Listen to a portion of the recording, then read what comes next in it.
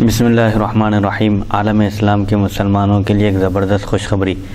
شہر حیدرآباد کی مشہور و معروف دینی اقامتی و ہمہ وقتی درسگاہ جامعہ انواریہ حیدرآباد کے زیر اہتمام قرآن مجید کی تفسیر کے علاوہ حدیث شریف و فقہ کی مشہور و معروف معتبر و مستند صحاح ستہ کو ملا کر جملہ 25 کتابوں کی ویڈیو ریکارڈنگ کا سلسلہ شروع ہو چکا ہے۔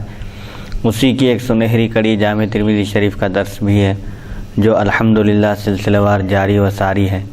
بیات شیخ المشائخ حضرت سید محمد عبد القدیر الحسینی المعروف نورانی پاشا رحمۃ اللہ علیہ، بانی و فاؤنڈر جامعہ انواریہ حیدرآباد و باب العلم انواریہ ایجوکیشنل سوسائٹی حیدرآباد۔ انشاءاللہ سب سے پہلے پوری حدیث شریف عربی میں پڑھی جائے گی، اس کا ترجمہ کیا جائے گا اور مختصر سی تشریح بیان کی جائے گی تاکہ شرعی احکام معلوم ہوں اور ہم اور آپ ان پر عمل کریں۔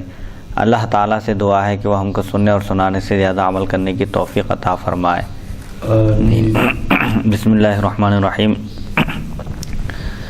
آج ہم حدیث نمبر 2150 سے شروع کر رہے ہیں۔ عنوان ہے بخار کو پانی سے ٹھنڈا کرنے کا بیان۔ حدثنا حناد حدثنا ابو الاحوص عن سعید عن مسروق عن عبایۃ بن رفاعۃ عن جدہ رافع بن خدیج عن النبی صلی اللہ علیہ وسلم قال الحمى فور من النار فابردوها بالماء وفي الباب عن اسماء بنت ابی بکر وابن عمر وابن عباس وامرأة الزبیر وعائشہ۔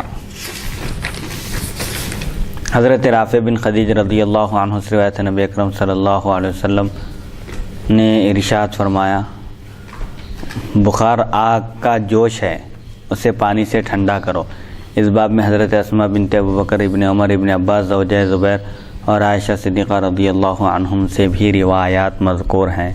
جیسے کہا جاتا ہے کہ علاج بھی ضد، کسی چیز کا علاج اس کی ضد سے کیا جاتا ہے، تو بخار چونکہ گرم ہوتا ہے، جہنم کی آگ کا ایک وہ جوش ہے، تو لہٰذا اس کو پانی سے ٹھنڈا کرنا چاہیے۔ جیسے عام طور پر بعض جگہ پانی کے پٹیاں وغیرہ چہرے پر، پیشانی پر رکھتے ہیں بخار کو کم کرنے کے لیے، تو یہ علاج بھی ضد ہے، جس کا حدیث شریف میں ذکر آیا ہے کہ یہ جہنم کی لپیٹ سے، جہنم کی آگ کا ایک جوش ہے، اس کو پانی سے ٹھنڈا کرنا چاہیے۔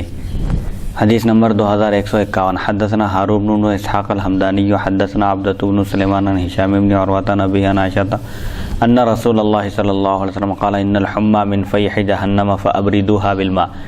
حضرت عائشہ صدیقہ رضی اللہ عنہا سے روایت ہے کہ رسول اکرم صلی اللہ علیہ وسلم نے ارشاد فرمایا، یقیناً بخار جہنم کی گرمی سے ہے، پس تم اس کو پانی سے ٹھنڈا کرو۔ حدیث نمبر 2152۔ حدثنا ہارون بن اسحاق حدثنا عبدۃ عن ہشام بن عروۃ عن فاطمہ بنت المنذر عن اسماء بنت ابی بکر عن النبی صلی اللہ علیہ وسلم نحوہ وفی حدیث اسماء کلام اکثر من ھذا وکلا الحدیثین صحیح۔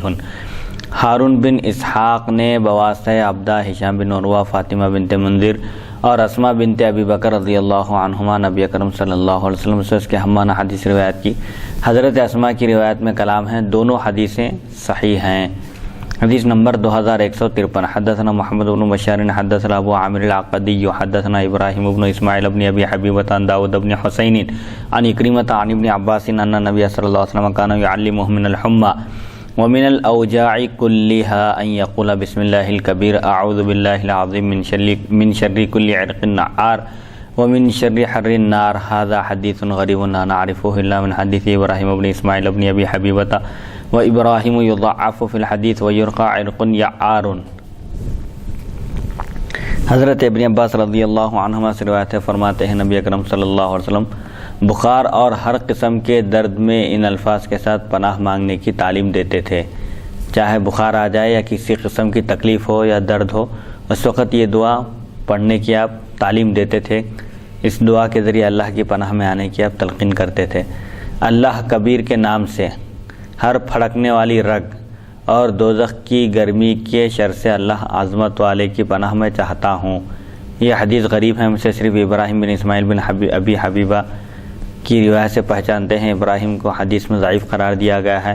عرق نعار کی جگہ عرق یعار یا کے ساتھ بھی کہا گیا ہے۔ ایک روایت میں یعار عرق یعار آیا ہے اور ایک روایت میں عرق نعار، جس کے معنی پھڑکنے والی رگ۔ تو بہرحال حضور پاک علیہ الصلوۃ والسلام نے اپنی امت کو بخار کی حالت میں اور تمام امراض میں، بیماریوں میں، ہر قسم کی تکلیف اور درد کی صورت میں یہ دعا پڑھنے کی تلقین کی۔ بسم اللہ الکبیر اعوذ باللہ العظیم من شر کل عرق نعار ومن شر حر النار، یہ پڑھنا چاہیے۔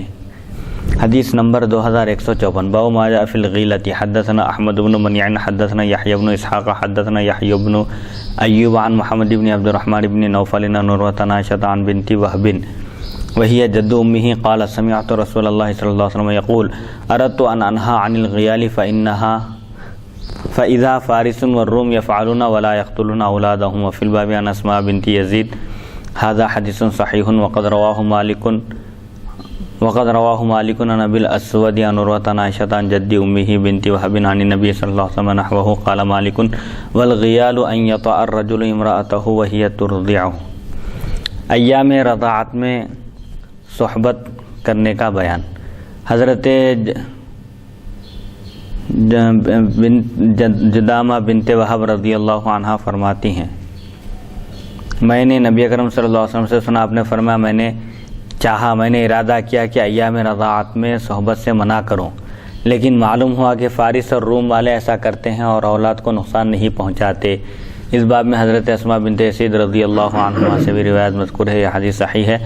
مالک بن اسود نے اسے بواسطہ عروہ عائشہ اور جدامہ بنت وہب نبی کریم صلی اللہ علیہ وسلم سے اس کے ہم معنی حدیث روایت کی۔ مالک فرماتے ہیں بیوی سے حالت رضاعت میں صحبت کرنا غیال ہے۔ غیلہ کے معنی ہے حالت رضاعت میں، بچے کو دودھ پلانے کی حالت میں اس مدت میں صحبت کرنا منع ہے۔ حضرت پاک علیہ الصلوۃ والسلام اس سے منع فرمانا چاہتے تھے، لیکن آپ کو معلوم ہوا کہ فارس اور روم والے مدت رضاعت میں صحبت کرتے ہیں، لیکن اس سے اولاد کو نقصان نہیں پہنچتا، ماں جو دودھ پلاتی ہے بچے کو اس پر کچھ اثر نہیں پڑتا، تو اب اس سے رک گئے۔ طبی اعتبار سے، طبی نقطۂ نظر سے اگر رکنے کی ضرورت ہے ایسا تو شرعاً اجازت بھی ہے، اس حالت میں صحبت سے اجتناب کیا جا سکتا ہے۔ یعنی بیوی اس زمرے میں نہیں آئیں گی مفتی صاحب، جیسا کہ ایک حدیث میں حبیب مکرم صلی اللہ علیہ وسلم کا ارشاد مبارک ہے، اس حدیث پاک کا مفہوم یہ ہے، آپ میری اصلاح فرمائیے اگر میں غلط عرض کر رہا ہوں تو، کہ میرے آقا فرماتے ہیں اس عورت پر لعنت ہے جو شوہر جب اس سے صحبت کرنا چاہتا ہو اور وہ صحبت کرنے سے شوہر کو روکتی ہو، تو کیونکہ اگر طبی نقطۂ نظر سے اور اس کی صحت کو اگر جو ہے مباشرت کی وجہ سے، سیکس کرنے کی وجہ سے نقصان ہونے کا اندیشہ ہو اور ڈاکٹروں نے منع کیا ہو، ایسی صورت میں اگر بیوی اپنے شوہر کو سیکس کرنے سے، مباشرت ہم بستری کرنے سے روکتی ہیں تو وہ اس زمرے میں نہیں آئے گی، جیسا کہ حضور اکرم صلی اللہ علیہ وسلم نے فرمایا۔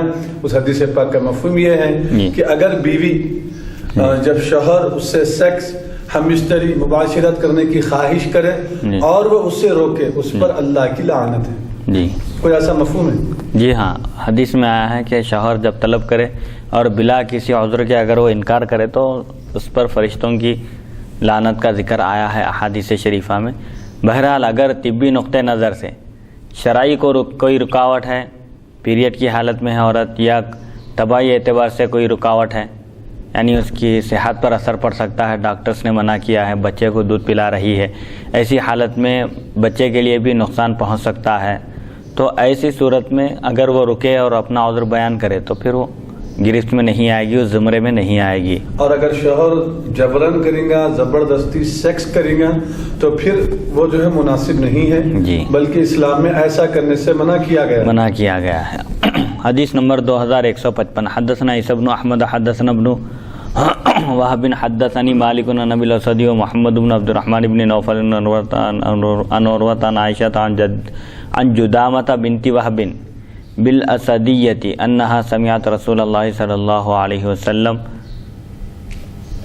يقول لقد هممت ان انهى عن الغيلة حتى ذكرت ان فارس والروم يصنعون ذلك ولا يضر اولادهم قال مالك والغيلة ان يمس الرجل امرأته وهي ترضع قال عيسى بن احمد وحدثنا اسحاق بن عيسى قال حدثني مالك عن ابي الاسود نحوه قال ويس هذا حديث حسن صحيح غريب۔ حضرت جدامہ بنت وہب رضی اللہ عنہا فرماتی ہیں، میں نبی اکرم صلی اللہ علیہ وسلم سے سنا، فرمایا میں نے ارادہ کیا کہ حالت رضاعت میں صحبت سے منع کر دوں، جماع سے، یہاں تک کہ مجھ سے ذکر کیا گیا کہ ایرانی اور رومی ایسا کرتے ہیں اور اپنی اولاد کو نقصان نہیں پہنچاتے۔ فارس اور روم کے لوگ اس طرح کا عمل کرتے ہیں، حالت رضاعت میں، مدت رضاعت میں وہ لوگ صحبت کرتے ہیں لیکن ان کی بیویوں کو کوئی نقصان نہیں پہنچتا۔ تو حضور پاک علیہ السلام رک گئے، حالت رضاعت میں صحبت کرنے سے آپ منع نہیں فرمائے جب آپ کو معلوم ہوا کہ اس سے نقصان نہیں پہنچتا ہے۔ ہاں، طبی نقطۂ نظر سے اگر ڈاکٹرز منع کر دیں اور عورت کمزور ہو تو ایسی صورت میں پھر رکنا ہی بہتر ہے تاکہ بچے کی بھی اور بیوی کی بھی صحت برقرار رہے، دونوں کی حالت ٹھیک رہے۔ مالک فرماتے ہیں غلا سے مراد عورت سے حالت رضاعت میں صحبت کرنا ہے۔ عیسیٰ بن احمد کہتے ہیں اسے اسحاق بن عیسیٰ نے بواسطہ مالک ابو الاسود سے اس کے ہمانہ حدیث روایت کی۔ امام ترمذی فرماتے ہیں یہ حدیث حسن صحیح غریب ہے۔ حدیث نمبر 2156، باب ما جاء فی دوائی ذات الجنب، نیمونیا کا علاج۔ حدثنا محمد بن بشار حدثنا معاذ بن ہشام حدثنی ابی عن قتادۃ عن ابی عبداللہ عن زید بن ارقم ان النبی صلی اللہ علیہ وسلم کان ینعت الزیت والورس من ذات الجنب قال قتادۃ ويلده من الجانب الذي يشتكيه هذا حدیث حسن صحیح وابو عبداللہ اسمہ میمون هو شیخ بصری۔ حضرت زید بن ارقم رضی اللہ عنہ فرماتے ہیں نبی اکرم صلی اللہ علیہ وسلم نیمونیا والے کے لیے زیتون اور ورس، ایک پیلی قسم کی بوٹی ہے، زرد رنگ کی، پیلے رنگ کی ایک بوٹی تھی، اس کی تعریف فرماتے تھے، اس کو تجویز فرماتے تھے۔ کس کے لیے؟ نیمونیا کے لیے، زیتون اور ورس یعنی پیلی جڑی بوٹی۔ قتادہ فرماتے ہیں اس کو منہ کی اس جانب سے ڈالا جائے جس طرف درد ہے۔ وہ زیتون یا جڑی بوٹی کا جو استعمال کیا جاتا تھا، جس جانب درد ہے، تکلیف ہے، منہ کے اس جانب سے وہ دوا پلائی جانی چاہیے۔ یہ نیمونیا کا علاج تھا۔ اب ہر دور میں علاج کے طریقے الگ ہیں، پہلے یونانی علاج تھا، ہومیوپیتھک وغیرہ، اب نت نئے طریقے علاج کے ایجاد ہو چکے ہیں، تو شرعاً کوئی منع نہیں ہے، ڈاکٹرز کے پاس بھی علاج کروا سکتے ہیں۔ جو علاج کا طریقہ بہتر سمجھ میں آ رہا ہے یا جس سے انسان کو فائدہ ہو رہا ہے وہ اس کو اختیار کر سکتا ہے۔ اب یہ حضور اکرم صلی اللہ علیہ وسلم نیمونیا ہے تو آپ یہ علاج فرمایا کرتے تھے؟ جی، زیتون اور ورس۔ زیتون اور ورس یعنی ایک پیلی قسم کی ایک جڑی بوٹی تھی، پیلے رنگ کی، ایک زیتون اور ورس۔ یہ حدیث حسن صحیح ہے۔ ابو عبداللہ کا نام میمون ہے اور یہ بصری شیخ ہیں۔ حدیث نمبر 2157، حدثنا رجاء بن محمد العدوی البصری حدثنا عمرو بن محمد بن ابی رزین حدثنا شعبۃ خالد الحذاء حدثنا میمون ابو عبداللہ قال سمعت زید بن ارقم قال امرنا رسول اللہ صلی اللہ علیہ وسلم ان نتداوى من ذات الجنب بالقسط البحری والزیت هذا حدیث حسن صحیح ولا نعرفه الا من حدیث میمون وقد روى عن میمون غیر واحد من اہل العلم هذا الحدیث وذات الجنب یعنی السل۔ حضرت زید بن ارقم رضی اللہ عنہ فرماتے ہیں نبی اکرم صلی اللہ علیہ وسلم نے ہمیں نیمونیا کے درد میں کٹھ اور زیتون سے علاج کرنے کا حکم فرمایا۔ بہرحال اس دور کی کچھ جڑی بوٹیاں وغیرہ تھی، دوائیں، اس کا استعمال کرنے کا آپ نے حکم فرمایا، اس کے ذریعے دوا ڈوری کرنے کی آپ نے تاکید فرمائی۔ یہ حدیث حسن صحیح ہے۔ ہم اسے صرف میمون کی روایت سے پہچانتے ہیں جو زید بن ارقم سے روایت کرتے ہیں۔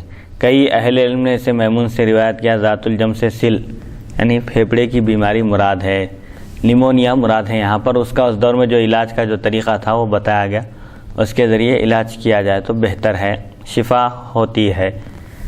یعنی اس حدیث میں امت کے لیے یہ تعلیم ہے جس دور میں جو بہتر اور جائز جو علاج ہو اس کو اختیار کرنا چاہیے، بیماری کو دور کرنے کے لیے، کم کرنے کے لیے۔ جی، علاج کا طریقہ اختیار کرنا چاہیے، کیونکہ بیماری آنے کے بعد تقدیر پر بھروسہ کر کے بیٹھنا یہ نہیں، اصل کمال یہ ہے کہ تقدیر پر بھروسہ کرتے ہوئے تدبیر بھی کرنے کی اللہ نے اجازت دی ہے۔ بیمار ہو تو علاج کرانا چاہیے۔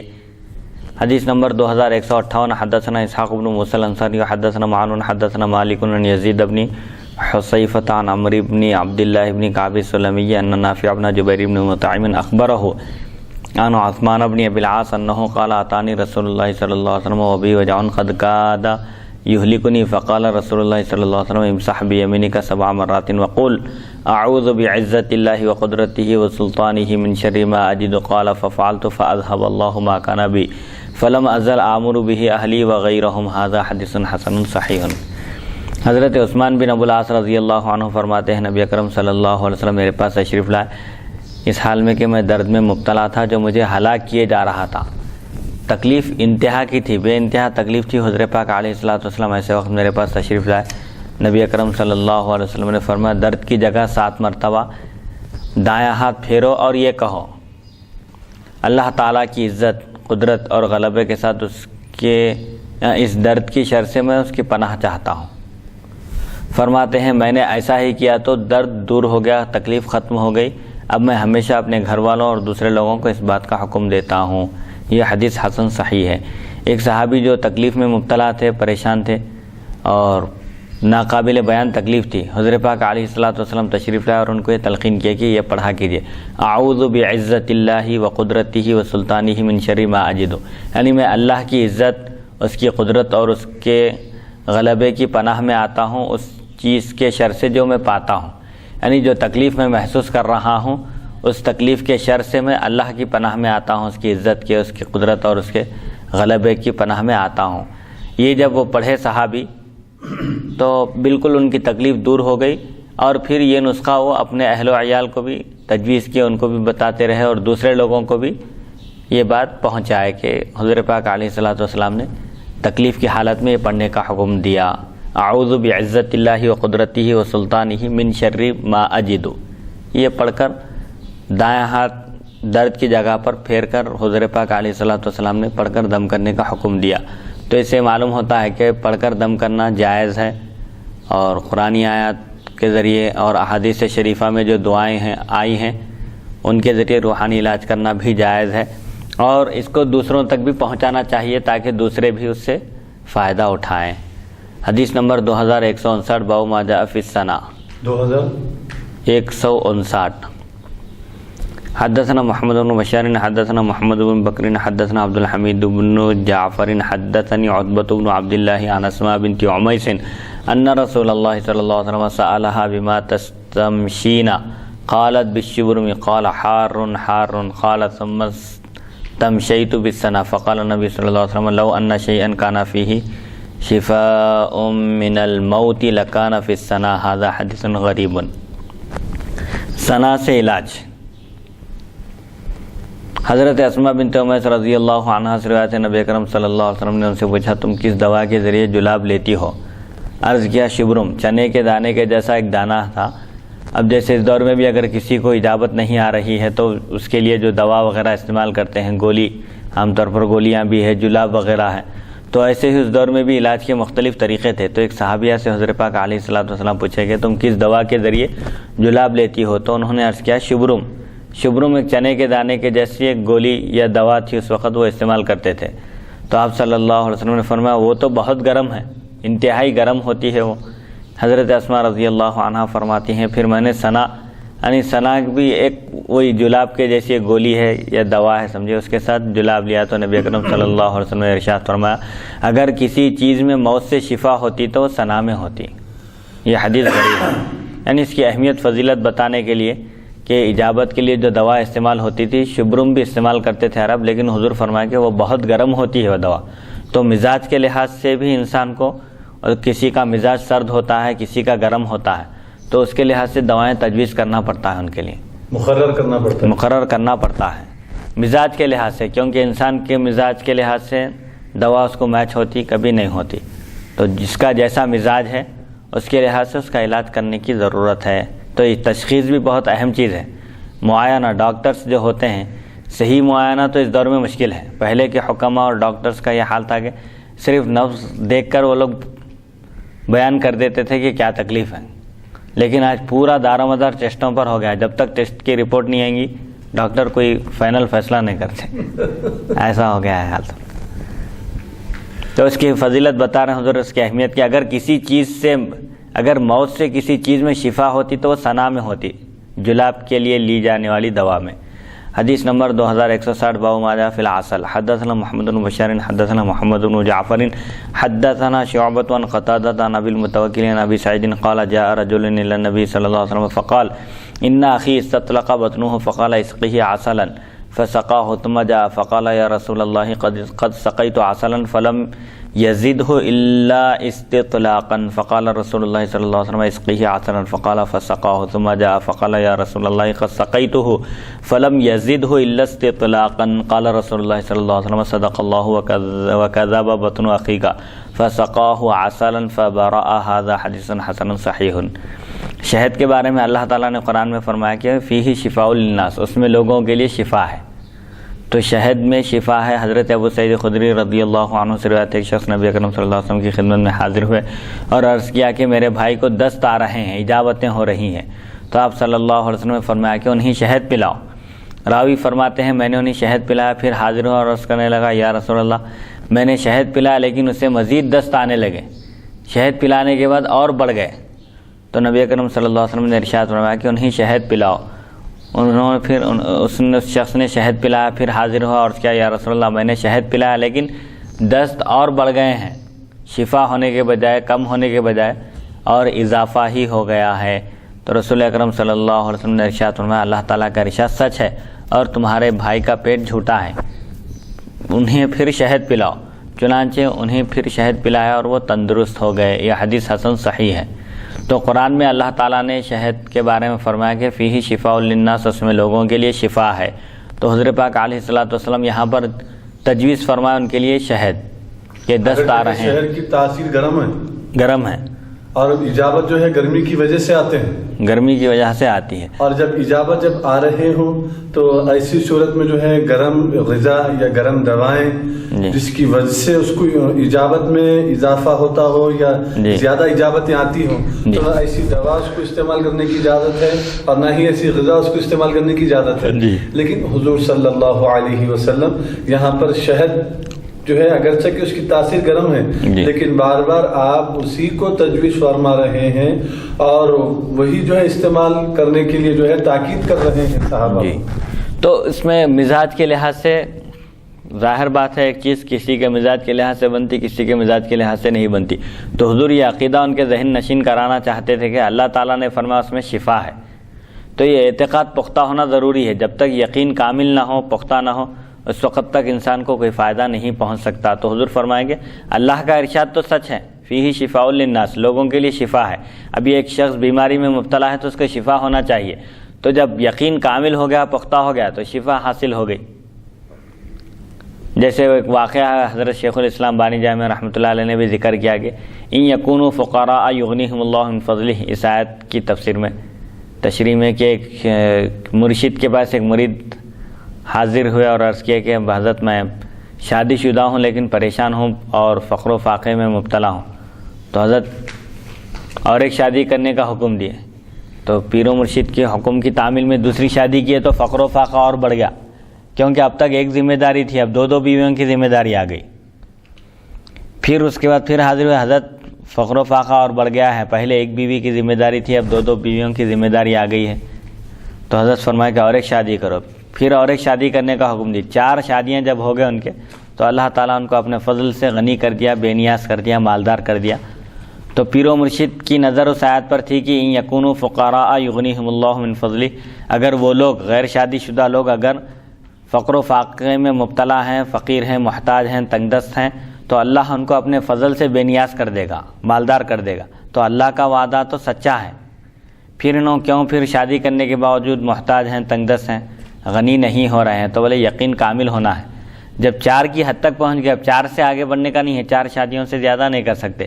تو یہاں پر اعتقاد پختہ ہو گیا، ان کا یقین کامل ہو گیا، جب پھر اللہ تعالیٰ ان کو مالدار کر دیا۔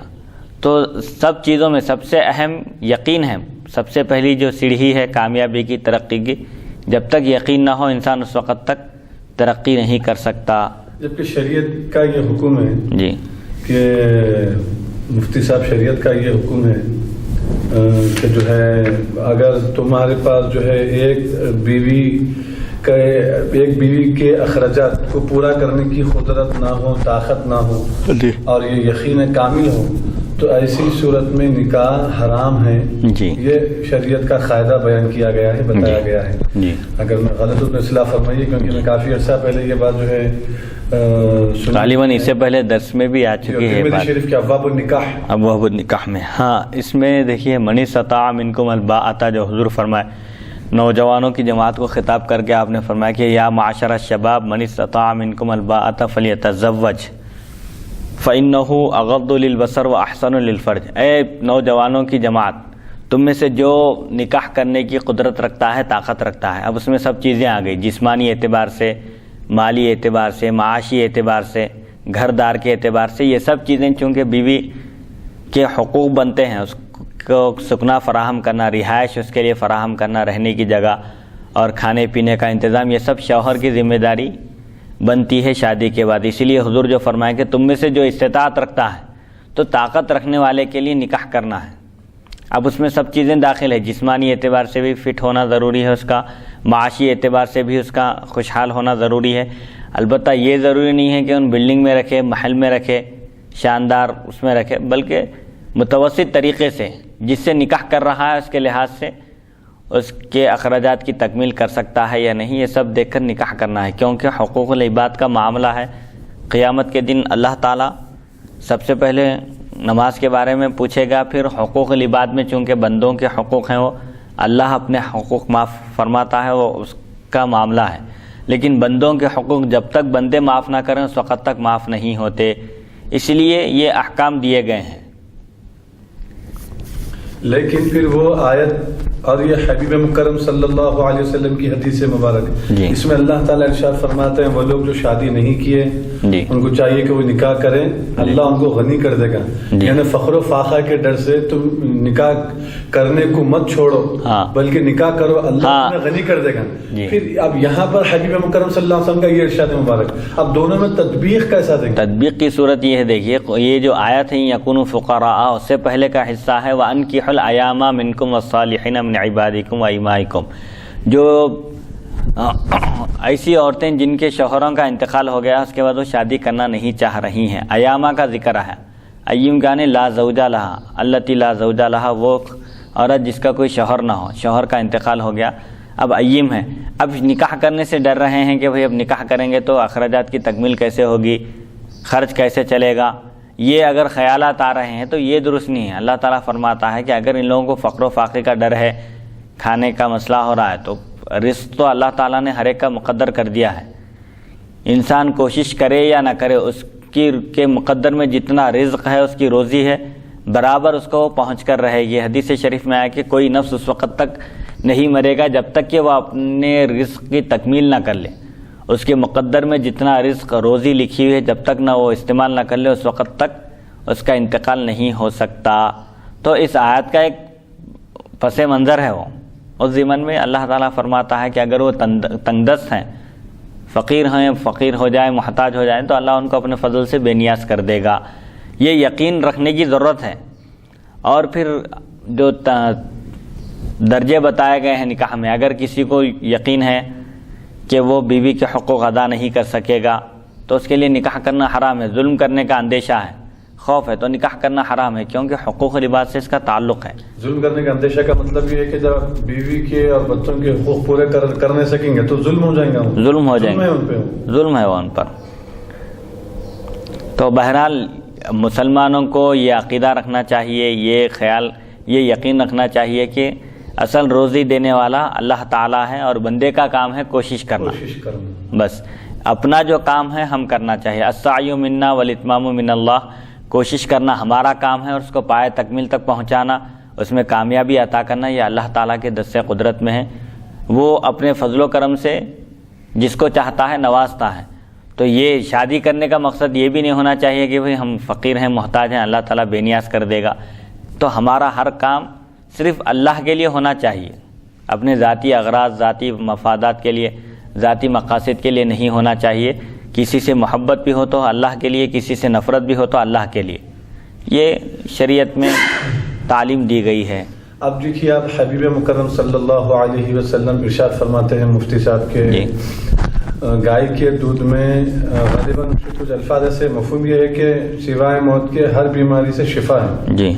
और डॉक्टर ये बोलते हैं कि जो किडनी पेशेंट है, जिसको स्टोन बनने की जो है बीमारी है और जिसको पथरी कहते हैं, अगर उसको गुर्दों में पथरी बनती है बार बार, तो ऐसी सूरत में मतलब जो पथरी का मरीज है तो ऐसे लोगों के लिए दूध, पालक, आलू वगैरह जो ऐसी चीज़ें हैं, वो लोग जो है इसका चार्ट बनाए हैं, एक पूरा जो है चार्ट मुकर्रर किए हैं कि ये चीज़ें आपके लिए खाना मना है, और अगर आप ये चीज़ों को इस्तेमाल करेंगे तो फिर आपके लिए जो है ना वो पथरी बनने में तक़वियत पहुंचेगी, ताकत मिलेंगी पथरी को ये चीज़ों के ज़रिए, इन चीज़ों के ज़रिए। तो लिहाजा आप दूध वगैरह का भी इस्तेमाल ना करें। लेकिन यहाँ पर इस हदीस शरीफ में जो मेरे आका फरमाते हैं शहद जो है हर बीमारी की शफा है, क्योंकि अल्लाह अज़्ज़ व जल का इरशाद मुबारक है। लिहाजा अगरचे कि उसकी तासीर गर्म हो, उसकी तासीर गर्म, और जब इजाबत आना शुरू हो जाए तो गर्मी की वजह से इजाबतों में इजाफा होता है, इजाबतें और ज्यादा बढ़ जाती हैं। लेकिन इसके बावजूद भी रसूलुल्लाह सल्लल्लाहु अलैहि वसल्लम शहद इस्तेमाल करने की इजाजत दिए हैं, बल्कि ताकीद किए हैं। साहबी रसूल बार बार आकर अर्ज कर रहे हैं, या रसूल अल्लाह आप फरमाने के बाद मैं शहद पिलाया हूँ, लेकिन उसके बावजूद भी बार बार इजाबतों में इजाफा हो रहा है, यानी मोशंस और ज्यादा आ रहे हैं। अब ऐसी सूरत में क्या करना चाहिए? हुजूर फरमाते हैं शहद ही पिलाओ, फिर उसके बाद आके वही शिकायत की, फिर फरमाया शहद ही पिलाओ। जब तीसरी बार जब पिलाया तो फिर उनको जो है आराम आ गया है। तो अब यहाँ ये बात मालूम हो रही है कि जहाँ पर शिफा का लफ्ज आ जाए, हर बीमारी से शफा, तो फिर अब वहां पर हम अपनी अकल को जो है दखल देना मुनासिब नहीं है जी। अब फिर क्योंकि कुरान मजीद में एक आयत है, अल्लाह ताला इरशाद फरमाता है अपनी जानों को हलाकत में मत डालो, जबकि डॉक्टर ये फरमाते हैं कि वो चीजें जिसकी वजह से आपकी बीमारी में इजाफा होता हो, बीमारी बढ़ जाती हो, ऐसी चीजें हम इस्तेमाल ना करें। फिर कुरान इस बात की तायीद कर रहा है कि तुम अपनी जानों को हलाकत में मत डालो, यानी ऐसी चीज जिसके इस्तेमाल करने से हमारे को जो है ना नुकसान हो सकता हो, हमारी तकलीफ और बढ़ जा सकती हो, इजाफा हो सकता हो, तो फिर उससे कुरान मना कर रहा है। क्यों? अगर हम ये इस्तेमाल करेंगे तो फिर अपनी जानों को हलाकत में डालना है।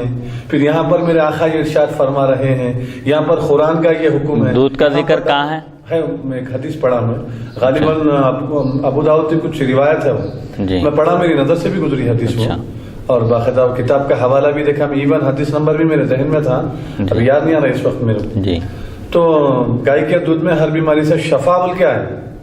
अच्छा, तो अब जहाँ पर शफा का लफ्ज आया है यानी हर बीमारी से शफा है, इसमें जैसा शहद के बारे में आया है वैसे ही गाय के बारे में। शेखुल हदीस खादर शरीफ मुल साहब से भी मैं जो है दरियाफ्त किया था, मुल साहब फरमाए थे बेटा ये हदीस है बोल के, क्योंकि किताब में पढ़ने का अपने है ना, शेखुल बुजुर्गों से भी अपन जो है थोड़ा सा उसकी तस्दीक हो जाए बोल के मैं मुल साहब से पूछा तो है बेटे, बोले मुल साहब शरीफ। तो बताना ये चाहता हूँ कि अब इसको तत्बीक कैसे दी जाए जी, जबकि कुरान में अल्लाह ये फरमा रहा है अपनी जानों को हलाकत में मत डालो। यहाँ पर हबीब मुकर्रम सल्लल्लाहु अलैहि वसल्लम का, मेरे आका का ये इरशाद मुबारक है। अब इसमें हम फर्क कैसा करेंगे जी? या डॉक्टरों की बात सुनना चाहिए, या कुरान मजीद में अल्लाह ताला जो इरशाद फरमा रहा है वो सुनना चाहिए, या मेरे आका हबीब मुकर्रम सल्लल्लाहु अलैहि वसल्लम की बात सुनना चाहिए? अब इसमें उम्मत के लिए तालीम क्या है? अब ये तीन चीजें इसके अंदर एक ही वक्त में आ गई हैं जी। तो देखिए, पहली बात यह है कि कुरान और अहादीस में जो हिदायत दिए गए हैं, जो इरशादात आए हैं हुज़ूर पाक अलैहिस्सलातु वस्सलाम ने, क्योंकि उम्मत मुस्लिमा की क़ियामत तक रहनुमाई करना था, तो आपने उसूल बता दिए कि शरीयत में जिन कामों का हुक्म नहीं दिया गया या कुरान में जिन चीज़ों की सराहत नहीं है, खामोशी इख्तियार की गई, वहाँ पर इजाज़त है। अल्लाह ताला ने हलाल को वाज़ेह कर दिया, हराम को वाज़ेह कर दिया, और जिन चीज़ों के बारे में सुकूत इख्तियार किया गया, खामोशी इख्तियार की गई, वहाँ पर पूछना भी नहीं चाहिए, एक चीज़ है। और दूसरी चीज़ ये है कि मिजाज के लिहाज से बाज़ दवाएँ बनती हैं और बाज़ दवाएँ नहीं बनती। तो एक चीज़ बाइस शिफ़ा होती है, शिफ़ा का सबब होती है, लेकिन दूसरे के मिजाज के लिहाज से नहीं बनती हो, तो उसके लिहाज से देखिए, जैसे डॉक्टर्स ख़ुद मरीज़ों के लिए अलग अलग औक़ात में अलग अलग दवाएँ तजवीज़ करते हैं। पहली मरतबा जब गया मरीज़, उसके अंदर नकाहत है, समझे कमज़ोरी है, तो उसके हिसाब से उसको दवा देते हैं, टैबलेट्स देते हैं। बहरहाल اس کے اندر پہلے بہتری لانے کے لیے، اس کی صحت میں تندرستی لانے کے لیے اور اس کے اندر اس کو تقویت پہنچانے کے لیے ایک الگ دوائیں دی جاتی ہیں۔ پھر جب دوسری مرتبہ جاتا ہے مریض، رجوع ہوتا ہے 1-2-3 دن کے بعد، تو پھر اس کے بعد کبھی ضرورت پڑی اگر بدلنے کی دوائیں تو بدلتے ہیں یا اسی کو جاری رکھتے ہیں۔ تو یہ مزاج کے لحاظ سے ہے انسان کے، کسی کے لیے وہی چیز باعث شفا ہوتی ہے اور کسی کے لیے نقصان کا سبب بھی ہو سکتی ہے اس کے مزاج کے لحاظ سے۔ تو مزاج بدلنے سے علاج بھی اس کا بدلنا پڑتا ہے۔ ایک ہی شخص ہوتا ہے، اس کا ایک علاج ہوتا ہے، لیکن اسی بیماری میں مبتلا دوسرا شخص رہتا ہے، لیکن اس کے لیے ایک الگ علاج تجویز کیا جاتا ہے۔ تو یہ چیزیں جب تک شریعت کے اصول سے نہ ٹکرائیں، چاہے وہ دنیاوی ڈاکٹرز ہوں یا حکما ہوں، یونانی ہوں، ہومیوپیتھک، شریعت کے کسی قاعدے سے نہیں ٹکرانا، تصادم نہیں ہونا شریعت سے بس۔ اسی لیے اگر ٹکرا رہی ہے تو وہ سائنس غلط، وہ سائنس غلط، وہ تحقیق غلط، وہ پوری ان کی لیبارٹری میں جو عمل ہوا ہے تحقیق کا وہ سب بیکار ہے سمجھیے۔ یہ شریعت یہ کہتی ہے کہ حضور پاک علیہ الصلوۃ والسلام کے اس دنیا سے وصال فرمانے کے بعد بھی بہت ساری چیزیں وجود میں آئیں۔ خود قرآن مجید آج جو ہمارے سامنے جس شکل میں موجود ہے، حضور پاک علیہ الصلوۃ والسلام کے عہد مبارک میں اس شکل میں موجود نہیں تھا، مختلف اوراق پر مختلف چیزوں پر لکھا ہوا تھا، لیکن صحابہ ضرورت محسوس کیے۔ جنگ یمامہ ایک جنگ بھی جس میں تقریباً 700 حفاظ صحابہ شہید ہو گئے۔ حضرت عمر رضی اللہ عنہ حضرت ابو صدیق رضی اللہ عنہ کی خدمت میں حاضر ہو کر عرض کیے کہ جنگ یمامہ میں 700 حفاظ صحابہ شہید ہو گئے۔ اگر حفاظ صحابہ کی شہادت کا یہی سلسلہ جاری رہا تو ایک دن قرآن ہمارے ہاتھ سے نکل جائے گا، لہٰذا قرآن مجید کو ایک جگہ جمع کرنے کی ضرورت ہے۔ حضرت ابو صدیق رضی اللہ عنہ فرمائے کہ یہ ایک ایسا کام ہے جس کو حضور نہیں کیے، میں کیسے کروں؟ تو حضرت عمر رضی اللہ عنہ عرض کیے کہ یہ اچھا کام ہے، یہ اس میں کوئی برائی نہیں ہے، کوئی قباحت نہیں ہے، ایک بہتر کام ہے، اچھا کام ہے، اصرار کرتے رہے، یہاں تک کہ حضرت ابو صدیق رضی اللہ عنہ کو بھی شرح صدر ہو گیا کہ آپ کے دل میں بھی یہ بات آ گئی اور اطمینان ہو گیا کہ واقعتاً یہ کام کرنے کی ضرورت ہے، قرآن مجید کو یکجا کرنے کی، ایک جگہ جمع کرنے کی ضرورت ہے، ورنہ قرآن مجید ضائع ہو جائے گا، حفاظ صحابہ شہید ہو جائیں گے تو ان کے ساتھ قرآن چلا جائے گا۔ یہ کہہ کر پھر آپ اس وقت حکم دیے، جو کاتبان وحی تھے حضور پاک علیہ الصلوۃ والسلام کے زمانے میں جو صحابہ قرآن مجید کی کتابت کیا کرتے تھے، اور اس میں اتنا اہتمام کیے کہ جب تک ایک آیت کے بارے میں 2 صحابی کی تصدیق نہ ہو جائے اس وقت تک اس کو قبول نہیں کیے۔ بہرحال اس اتقان کے ساتھ، اس عمدگی کے ساتھ اور اس وثوق کے ساتھ، پورے اعتماد اور بھروسے کے ساتھ قرآن مجید کو جمع کیا گیا۔ تو یہ قرآن اور حدیث کی کسی حصے سے اس کا ٹکراؤ نہیں ہو رہا، تصادم نہیں ہو رہا۔ تو جو بھی کام اس دور میں آپ دیکھیں گے، آپ ہر چیز بدعت نظر آئے گی۔ حضور پاک علیہ الصلوۃ والسلام کے عہد مبارک میں ایسی پختہ مسجدیں نہیں تھیں، مٹی پر سجدہ کرتے تھے صحابہ کرام، ریتی پر، جب سجدے سے اٹھتے تو ان کے پیشانی کو ریتی لگی ہوئی ہوتی تھی۔ آج ہے ویسے نہ مکانات ہیں نہ ویسے مساجد ہیں، تو ہر طرح کی سہولتیں فراہم ہو گئی ہیں۔ سائنسی ترقی کی بنیاد پر انسان آج ہر چیز کو اپنے کنٹرول میں کر لیا ہے، ہواؤں پر اس کا کنٹرول ہے، سیٹلائٹ کے ذریعے رابطے کا بھی آپ دیکھیے، فونوں کے ذریعے یہاں بیٹھ کر امریکہ میں کوئی ہے اس سے بات ہو رہی ہے، سیکنڈوں میں فوراً آپ کا اتصال ہو رہا ہے، کنیکٹ ہو رہے ہیں اس سے اور بات ہو رہی ہے۔ تو یہ چیزیں چونکہ شریعت سے ٹکراتی نہیں ہیں، اسی لیے اس کی اجازت ہے، ورنہ آپ دیکھیں گے تو اس دور میں زندگی گزارنا ہی مشکل ہو جائے گا۔ نہ ویسے مکانات ہیں جیسے حضور پاک علیہ الصلوۃ والسلام کے عہد مبارک میں تھے، نہ ویسی رہائش ہے، نہ ویسا قیام ہے، نہ ویسا طعام ہے۔ کھانے کا بھی کیا حال ہے دیکھیے، اس وقت ایسے پرتکلف اور مرغن غذائیں نہیں ہوتی تھی، صحابہ اکرام سوکھی روٹی کھاتے تھے۔ حضرت علی رضی اللہ عنہ خلیفہ وقت ہے، لیکن اب جب کھانا تناول فرماتے تو سوکھی روٹی ہوتی تھی، اس کو پانی میں ڈبو کر کھاتے تھے، حالانکہ خلیفہ وقت ہے۔ تو بہرحال جو چیزیں شریعت کے اصول سے نہیں ٹکراتی ہیں وہ بعد میں اگر ایجاد ہو رہی ہیں اور اس پر لوگ عمل کر رہے ہیں تو ان کو اجازت ہے، بشرط کہ شریعت کے کسی قاعدے سے وہ نہ ٹکرائے۔ اس کی وجہ سے کوئی سنت چھوٹ جا رہی ہے یا شریعت کا کوئی قاعدہ ٹکرا رہا ہے تو جب اس کو غلط کہیں گے جی۔ اب ایسے ہی ڈائننگ ٹیبل پر کھانا، اب یہ جو ایجاد ہو گئی ہے یہ خلاف سنت کہیں گے، اب اس کو زیادہ سے زیادہ حرام یا ناجائز نہیں کہیں گے، سنت کے خلاف ہے۔ حضور پاک علیہ الصلوۃ والسلام کا جو طریقہ تھا وہ نیچے بیٹھ کر کھانے کا تھا، اس میں تواضع بھی ہے، عاجزی بھی ہے، انکساری بھی ہے، اللہ کے حضور اپنے عاجزی کا اظہار ہے۔ کیونکہ حضور اکرم صلی اللہ علیہ وسلم اونچائی پہ رکھ کے کھانے سے منع فرمایا. ابو داؤد کی حدیث ہے جی مفتی صاحب کے اونچائی پہ رکھ کے جو ہے کھانے سے منع کیا حبیب مکرم صلی اللہ علیہ وسلم. اب جس کام کو حضور صلی اللہ علیہ وسلم منع فرمائے تو اس لحاظ سے بھی کیونکہ ڈائننگ ٹیبل جو ہے اونچائی پر ہوتا ہے تو پھر کھانا کیا منع ہونا چاہیے؟ منع ہے کھانا، لیکن حرام یا ناجائز نہیں کہیں گے آپ، جی سنت کے خلاف ہے کہیں گے بس. جی. حدیث نمبر 2161. حدثنا محمد بن المثنى حدثنا محمد بن جعفر حدثنا شعبة يزيد بن خالد قال سمعت المنهال بن عمرو يحدث عن سعيد بن جبير بن ابن عباس عن النبي صلى الله عليه وسلم أنه قال ما من عبد مسلم يعود مريضا لم يحضر أجله فيقول 7 مرات اسأل الله العظيم رب العرش العظيم ان يشفيك الا عوفي. هذا حديث حسن غريب لا نعرفه الا من حديث المنهال بن عمرو. مزاج پرسی کا بیان حضرت ابن عباس رضی اللہ عنہما سے روایت ہے. نبی اکرم صلی اللہ علیہ وسلم نے فرمایا جو مسلمان بندہ کسی ایسے بیمار کی مزاج پرسی کرتا ہے، عیادت کرتا ہے جس کی موت کا وقت نہیں آیا، اور 7 بار یوں کہتا ہے میں اللہ بزرگ برتر اور عرش عظیم کے رب سے میں سوال کرتا ہوں کہ وہ تجھ کو شفا عطا فرمائے، تو مریض تندرست ہو جاتا ہے. یہ حدیث غریب ہے، ہم اسے منہال بن عمرو کی روایت سے پہچانتے ہیں. مطلب جو شخص کسی ایسے مریض کی، ایسے بیمار کی مزاج پرسی کرنے کے لیے جائے، عیادت کے لیے جائے جس کی موت کا وقت ابھی نہیں آیا، صرف بیمار ہوا ہے، تو ایسے مریض کے پاس جا کر 7 مرتبہ اسأل اللہ العظیم رب العرش العظیم ان یشفیک پڑھتا ہے تو اللہ تعالیٰ اس مریض کو، اس بیمار کو عافیت عطا فرماتا ہے، صحت اور شفا عطا فرماتا ہے.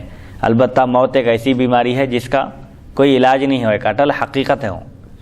حدیث نمبر 2162. حدثنا احمد بن سعید الاشقر الرباطی حدثنا روح بن عبادة حدثنا مرزوق ابو عبداللہ الشامی حدثنا سعید رجل من اہل الشام اخبرنا ثوبان عن النبی صلی اللہ علیہ وسلم قال اذا اصاب احدكم الحمى فإن الحمى قطعة من النار فليطفئها عنه بالماء فليستنقع في نهر جار فليستقبل جريته فيقول بسم الله اللهم اشف عبدك وصدق رسولك بعد صلاة الصبح وقبل طلوع الشمس وليغمس فيه 3 غمسات 3 أيام فإن لم يبرأ في 53 وإن لم يبرأ في 50 فسبع فإن لم يبرأ في 7 فتسع فإنها لا تكاد تجاوز 9 بإذن الله. هذا حدیث غریب. بخار کا علاج.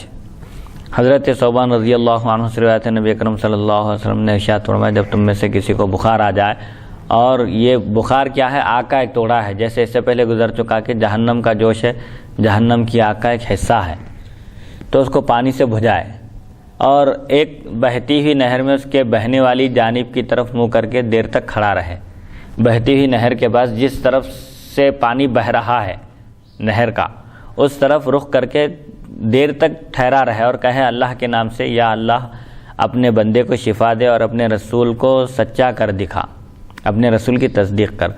طلوع صبح کے بعد یعنی صبح ہونے کے بعد اور سورج کے طلوع ہونے سے پہلے، یعنی فجر صادق کے وقت، جب فجر کی نماز کا وقت شروع ہوتا ہے، ایسے وقت بہتی ہوئی نہر کے پاس جہاں سے پانی آ رہا ہے اس طرف رخ کر کے ٹھہر کر یہ دعا پڑھے. اس طرف یعنی پانی کے نیچے کھڑے ہو کر، پانی کے نیچے کھڑے ہو کر. اب جیسے بحری نہر، آج کل جو ہے لیٹسٹ شاورز وغیرہ آگے دیکھیں جی ہاں، تو شاور کھول کے اس کے نیچے جو ہے جسم پر پانی بہانا چاہیے، جی بہاتے ہوئے ایسا یہ دعا پڑھنا چاہیے. نہیں، یہاں بہتی ہوئی نہر کا ذکر ہے. تالاب ہے، نہر ہے، جھیل ہے، کنٹا ہے، ایسے جو قریب میں جو ہیں وہاں پر ٹھہر کر ایسا عمل کرے. اس میں 3 دن تک 3 غوطے لگائے. اگر 3 دنوں میں تندرست نہ ہو تو 5 دن یہ عمل کرے. اگر 5 دنوں میں بھی صحت نہ ہو تو 7 دن ایسا کرے. اگر 7 دنوں میں بھی شفا نہ ہو، 7 دن کے بعد بھی اگر بخار برقرار رہے تو 9 دن تک یہ عمل کرے. یقیناً اللہ تعالیٰ کے حکم سے بخار 9 دن سے آگے نہ بڑھے گا، ختم ہو جائے گا، اس کو صحت اور شفا عطا ہوگی. تو چونکہ بخار گرم ہوتا ہے، اس کا علاج ٹھنڈا، علاج بھی ضد کہتے ہیں، ضد کے ذریعے علاج کیا جاتا ہے. حدیث یعنی بخار کم ہونے کی گارنٹی اور ضمانت ہے، ضمانت ہے اس میں. ان تمام چیزوں میں دیکھیے اصل سب سے اہم چیز یقین ہے. بس یقین کامل اگر ہو گیا انسان کا تو وہ حضور پاک علیہ الصلوۃ والسلام کے جس طریقے کو بھی اختیار کرے گا کامیاب رہے گا. اب لوگوں کے اندر یقین کمزور ہو گیا ہے.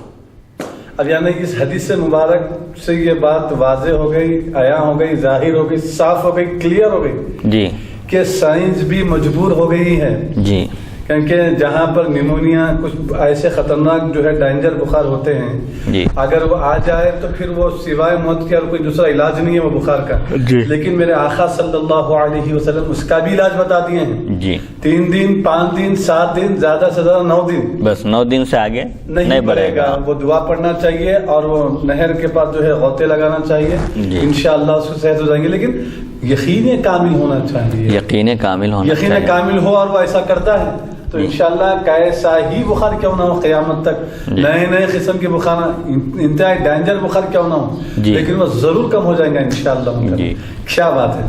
حدیث نمبر 2163 باب التداوی بالرماد، راکھ کے ذریعے زخم کا علاج کرنے کا بیان.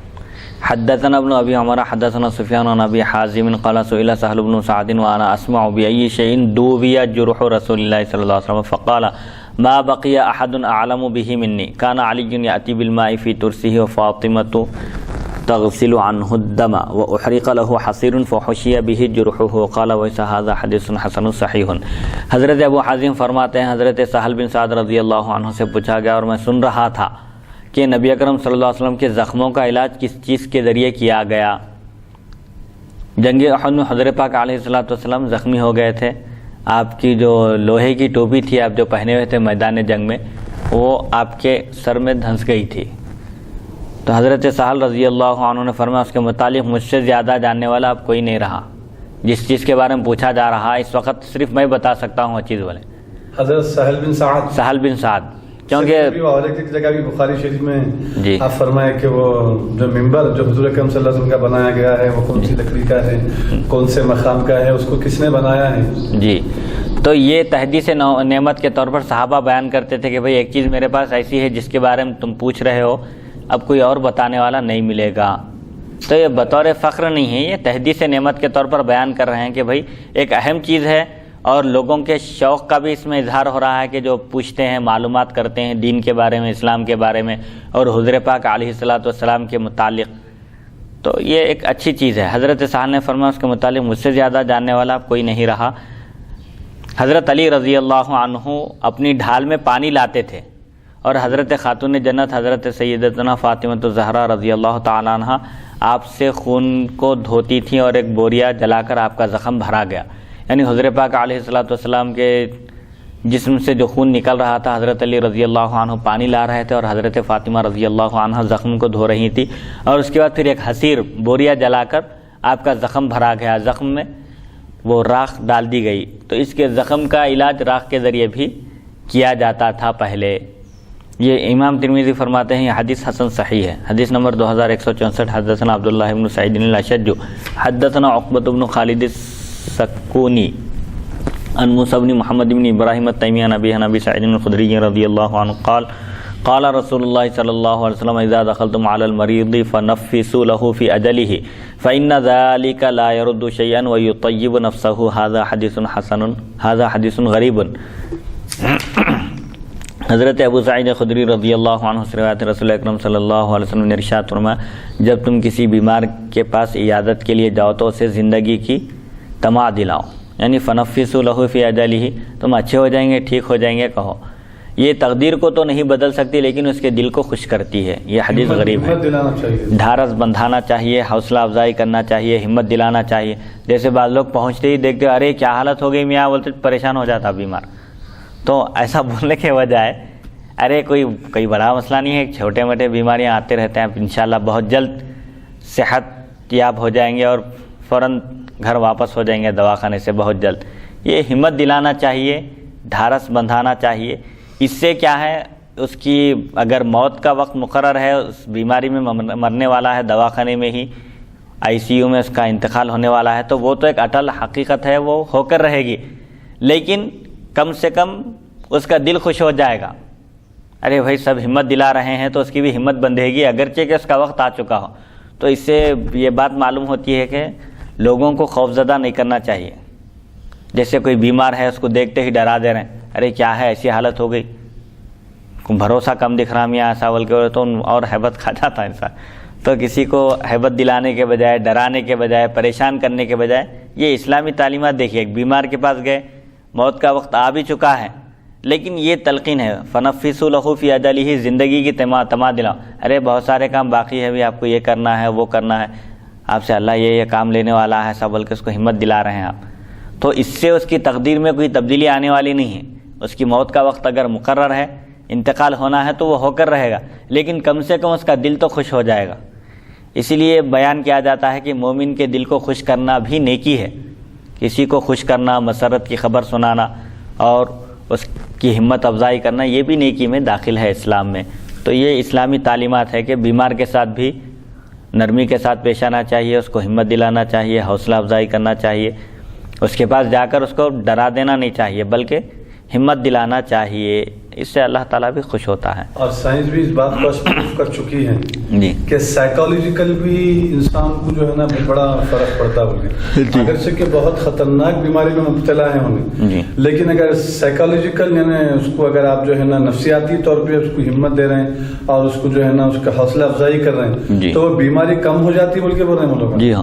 اور پہلے کے جو کم ہو جاتی جی سائیکالوجیکل اگر اس کو جو ہے نا فطری طور پہ اگر آپ اس کو ہمت دلائے، اس کی ہمت افزائی کرے تو ایسی ہمت آتی کہ انہیں بیماری سے مقابلہ کرنے کی طاقت پیدا ہوتی ہے اس میں. جی اسی لیے کہا جاتا ہے اسی لیے کہا جاتا ہے کہ دواخانوں میں جو چمن ہوتے ہیں، سرسبزی و شادابی ہوتی ہے، صاف صفائی ہوتی ہے، اس سے بھی مریض داخل ہوتے ہی ایک قسم کا اس کو سکون محسوس ہوتا ہے. بعض لوگ دواخانے کو جا کر آتے ہیں تو ٹھیک ہو جاتے ہیں، علاج سے ٹھیک نہیں ہوتے، صرف وہاں کی آب و ہوا اور صاف صفائی ہے اور ایسے ہی چمن ہے. جو فطری ماحول ہوتا ہے، پہلے ہوتا تھا بالکل سب شہر کا ماحول بھی پولوشن کا وغیرہ کا ہو گیا ہے، ڈسٹ وغیرہ.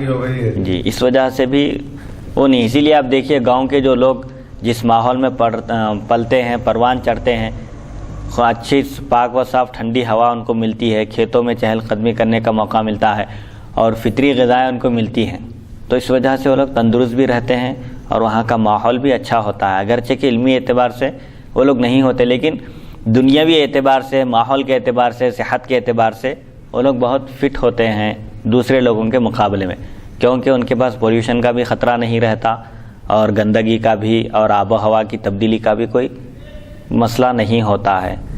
الحمدللہ. حدیث نمبر 2150 سے ہم آغاز کیے تھے، 2164 تک پہنچ چکے ہیں. اللہ کی توفیق اور اس کی مدد سے اللہ تعالیٰ سے دعا ہے کہ وہ ہم کو احادیث شریفہ پر عمل کرنے کی توفیق عطا فرمائے، اور جو اس کار خیر میں حصہ لے رہے ہیں ان کے عمر و اقبال میں ترقی عطا فرمائے، صحت و عافیت سے رکھے اور تمام آفات اور بلیا سے ان کی حفاظت فرما، اور حضور پاک علیہ الصلوۃ والسلام کے صدقہ تو پھر ہمارے اس معمولی اور چھوٹے موٹے عمل کو قبول فرماؤ. صلی اللہ تعالیٰ علی خیر خلقہ سیدنا محمد و آلہ و صحبہ اجمعین والحمد للہ رب العالمین.